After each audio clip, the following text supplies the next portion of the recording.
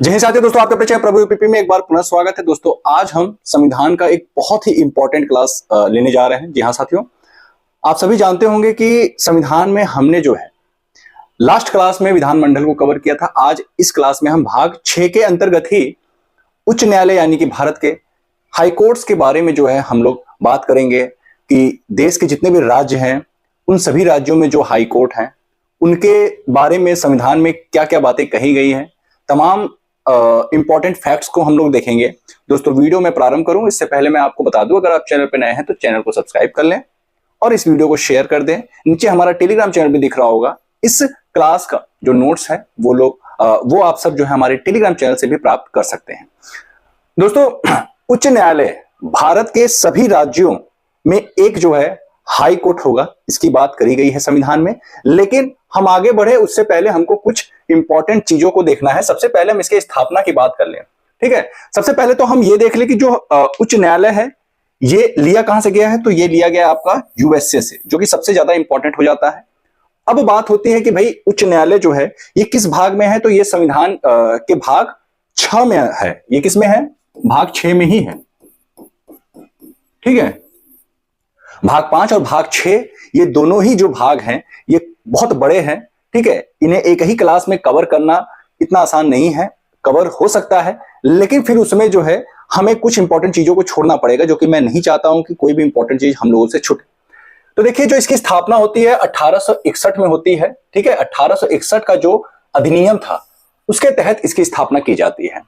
अब ध्यान दीजिएगा, 1862 में सर्वप्रथम देश में जो है उच्च न्यायालयों की जो है स्थापना होती है कलकत्ता, बंबई और मद्रास में, ठीक है। कहां कहां होती है? कलकत्ता, बंबई और मद्रास में, ठीक है। अब देखिए, स्रोत की बात हमने करी ली है कि यूएसए से लिया गया है, ठीक। अब देखिए, जो अगला इंपॉर्टेंट पॉइंट है वो हमें यह देखना है कि जैसे मान लीजिए कि एक बहुत बड़ा राज्य है, सपोज दैट कि एक राज्य बहुत बड़ा है और 2 राज्य बहुत छोटे छोटे हैं, ठीक। तो ये जो बहुत बड़ा राज्य है इसमें एक तो आपका हाई कोर्ट होगा ही, साथ ही साथ एक इसका जो है खंडपीठ भी बनाया जा सकता है, ठीक है।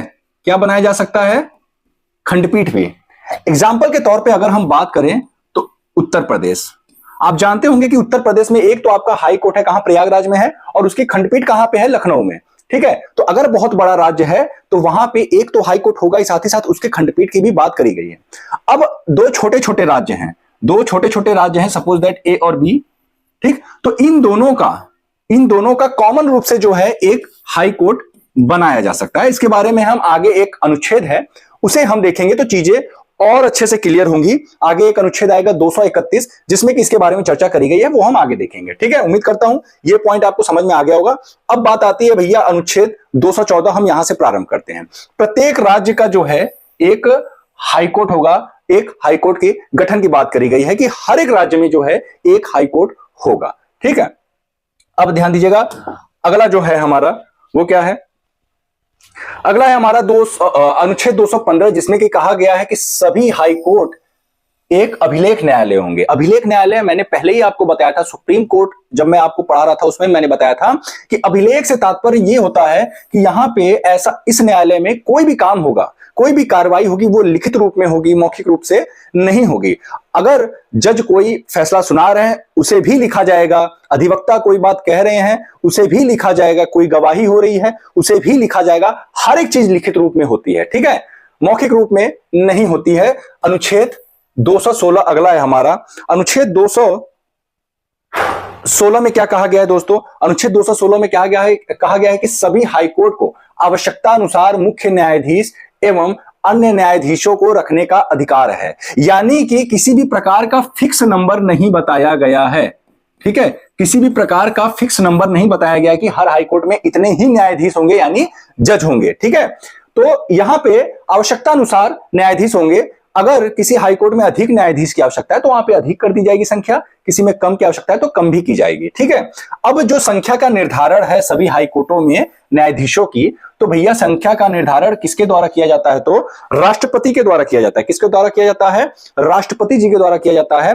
अब देखिए अगला जो हमारा अनुच्छेद है 217 क्या कहता है कि हाईकोर्ट के न्यायाधीशों की नियुक्ति, ठीक है, योग्यता और पदों की शर्तें एवं उन्हें पदों से हटाया जाना। ये 3-4 बातें की चर्चा करी गई है कि भैया हाईकोर्ट के न्यायाधीशों की नियुक्ति, योग्यता, पदों की शर्तें एवं उन्हें पदों से हटाया जाना, इसकी चर्चा करी गई 217 में। आगे हम इसको थोड़ा डिटेल में देखेंगे। जैसे हम नियुक्ति की जब बात करते हैं, जब भी हम नियुक्ति की बात करेंगे तो हाईकोर्ट के सभी न्यायाधीशों की जो नियुक्ति होगी वो राष्ट्रपति द्वारा होती है, बट राज्यपाल, सीजेआई यानी चीफ जस्टिस ऑफ इंडिया, या आप हिंदी में कह लो भारत के मुख्य न्यायाधीश और राज्य के मुख्य न्यायाधीश, ठीक है, राज्यपाल के सलाह पे, सीजेआई यानी मुख्य न्यायाधीश भारत के मुख्य न्यायाधीश के सलाह पे, और राज्य के मुख्य न्यायाधीश के सलाह पे जो है राष्ट्रपति करते हैं नियुक्ति। अब योग्यता की बात कर लेते हैं। पहली योग्यता तो आप सभी जानते होंगे कि भारत के नागरिक होने चाहिए, विदेशी नागरिक को नहीं बनाया जा सकता है, पागल व दिवालिया ना हो, ठीक है, लाभ के पद पर ना हो, और फिर अगला जो है ये पॉइंट इंपॉर्टेंट है, ठीक है, कम से कम 10 वर्षों तक न्यायिक पद पर, ठीक, न्यायिक पद मतलब जज के पद पर, कम से कम 10 वर्षों तक न्यायिक पद पर अथवा 10 वर्षों तक हाई कोर्ट का अधिवक्ता रहा हो, ठीक है। क्या आपने देखा कि कम से कम 10 वर्षों तक क्या रहे हो, न्यायिक पद पर रहे हो, और या तो फिर हाई कोर्ट के क्या रहे हो, अधिवक्ता रहे हो, ठीक है, तभी उन्हें जो है न्यायाधीश बनाया जाएगा। पद से हटाने की बात कर लेते हैं। देखिए इसी के साथ ही एक और इंपॉर्टेंट चीज मैं यहां पे आपको बताना चाहूंगा कि हाई कोर्ट के जो न्यायाधीश हैं, हाई कोर्ट के न्यायाधीशों की सेवानिवृत्ति, ठीक है, हाई कोर्ट के न्यायाधीशों की जो सेवानिवृत्ति की जो आयु है वो कितनी है, 62 वर्ष। कितनी है, 62 वर्ष तक, यानी 62 वर्ष तक ये अपने पद पर विराजमान रहेंगे, ठीक है। अब देखिए इन्हें पद से हटाए जाने की बात करें तो इन्हें कौन हटाएगा भैया, सबसे पहले तो मैं बता दूं जो नियुक्ति करेगा वही हटाएगा, यानी राष्ट्रपति ही हटाएंगे, बट ऐसे नहीं हटाएंगे भैया। इनके खिलाफ कदाचार व अक्षमता के आधार पे एक जो है प्रस्ताव लाया जाएगा संसद में। कदाचार मतलब कि खराब आचरण, ठीक है, अक्षमता यानी कि जो जिस पद पर ये है उसके अकॉर्डिंग इनके पास क्षमता नहीं है, यानी कि उस पद को संभालने लायक इनके पास नॉलेज या जानकारी नहीं है, तब भी जो है इनको एक प्रस्ताव पारित करके, कहां प्रस्ताव पारित होगा, संसद द्वारा। जब संसद की बात आती है तो लोकसभा राज्यसभा दोनों होते हैं, ठीक है, तो मैंने बताया था ये बात, संसद द्वारा पारित प्रस्ताव के बाद कौन हटाएगा भैया, राष्ट्रपति हटाएंगे, ठीक है। चलिए अगला जो है हमारा अनुच्छेद 219, इसमें क्या बात करी गई है, इसमें कहा गया है कि हाई कोर्ट के न्यायाधीशों का शपथ, ठीक है, सभी हाई कोर्ट के न्यायाधीशों का जो है शपथ होगा। ये किसमें बात करी गई है, तो 219 में बताया गया है, ठीक है। अगला क्या है, अगला है हमारा, अगला अनुच्छेद है हमारा 221। 221 में क्या बताया गया है कि हाई कोर्ट के न्यायाधीशों के वेतन और भत्ते, जितने भी हाई कोर्ट के न्यायाधीश हैं उनके वेतन और भत्ते जो है उनके बारे में बात करी गई है। अगर आपसे पूछ दे कि इसका निर्धारण कौन करेगा तो भैया संसद करेगा। कौन करेगा, संसद करेगा, ठीक है। अब अनुच्छेद 223 क्या कहता है, कार्यवाहक मुख्य न्यायाधीशों की नियुक्ति, ठीक है, कार्यवाहक मुख्य न्यायाधीशों की नियुक्ति। कार्यवाहक जब लग गया यानी कि ये परमानेंट नहीं है, ठीक है, टेम्पररी जो है इनको बनाया गया है। तो ये जो कार्यवाहक मुख्य न्यायाधीश हैं ये तब बनाए जाते हैं जब मुख्य न्यायाधीश किसी कारणवश अपने पद पर विराजमान न हो, या तो उनकी जो है डेथ हो जाए कार्यकाल के दौरान, या फिर वो कहीं बाहर गए हो, या फिर वो जो है अचानक से त्यागपत्र दे दिया हो उन्होंने, तब जो है कार्यवाहक मुख्य न्यायाधीश बनाया जाता है कि भैया हाई कोर्ट का जो काम हो वो रुके ना, ठीक है। तो उसकी जो नियुक्ति है 223 में है, ठीक है, 223 में है। अब बात आती है कर्ता कौन है भैया, कभी भी नियुक्ति की बात आए तो आप हमेशा राष्ट्रपति जी को ढूंढिएगा ऑप्शन में, हमेशा राष्ट्रपति जी को ढूंढिएगा ऑप्शन में, ठीक है।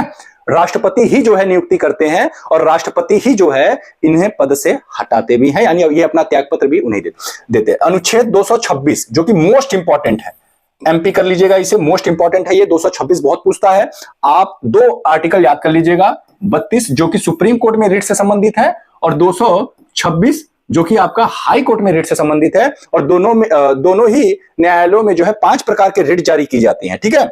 यहां पे क्या है 226 में हाई कोर्ट द्वारा रिट जारी किया जाना, जिसमें कि 5 प्रकार के रिट जारी करते हैं हाई कोर्ट में भी, ठीक है, 5 प्रकार के। कौन कौन से, बंदी प्रत्यक्षीकरण, परमादेश, प्रतिषेध, अधिकार परीक्षा और उत्प्रेषण। इसके बारे में डिटेल में मैंने बता रखा है।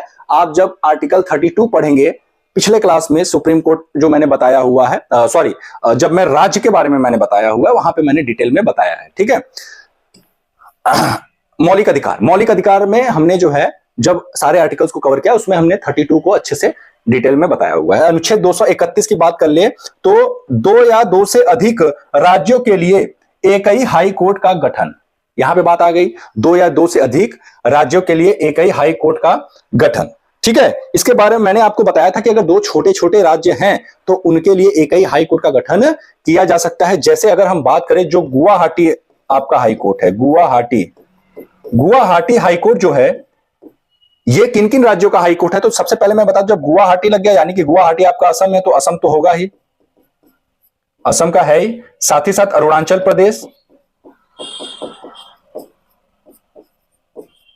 प्रदेश हो गया, और फिर उसके बाद आपका हो गया नागालैंड, और फिर उसके बाद आपका हो गया मिजोरम। ठीक है, ये चारों राज्यों के जो है ये चारों राज्यों के एक ही हाई कोर्ट हैं, कौन सा, गुवाहाटी हाई कोर्ट। ठीक है, चलिए अब अगला है हमारा जिला जजों की नियुक्ति, स्थानांतरण और पदोन्नति से संबंधित बातें बतलाई गई हैं। तो देखिए नियुक्ति जो करता है जिला न्यायाधीश जिला जज यानी कि जितने भी आपके जो है डिस्ट्रिक्ट जज हो गए, जितने भी डिस्ट्रिक्ट जो है आपके जज हो गए उनके बारे में बता रहा है कि नियुक्ति कौन करेगा, स्थानांतरण कौन करेगा, पदोन्नति से संबंधित बातें जो है बताई गई है।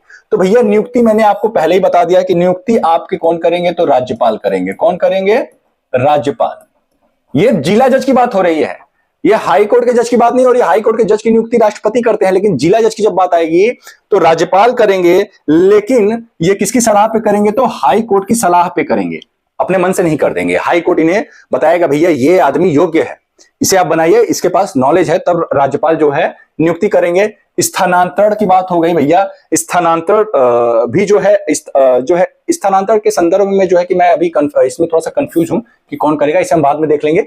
पदोन्नति की बात करें तो भैया पदोन्नति भी जो है राज्यपाल द्वारा ही किया जाएगा। ठीक है, राज्यपाल द्वारा ही किया जाएगा पदोन्नति भी, यानी जिला जजों की जो नियुक्ति है, पदोन्नति है, वो सभी कुछ जो है राज्यपाल के द्वारा किया जाएगा। आई थिंक स्थानांतरण भी जो है आपका राज्यपाल के द्वारा ही किया जाना चाहिए, मैं इसे देख के कंफर्म कर दूंगा, बट जहां तक है राज्यपाल ही करेंगे स्थानांतरण, क्योंकि जब नियुक्ति कर रहे हैं, पदोन्नति भी कर रहे हैं, प्रमोशन भी ये कर रहे हैं, तो स्थानांतरण भी यही करेंगे। ठीक है, और हाईकोर्ट के सलाह पे ही करेंगे।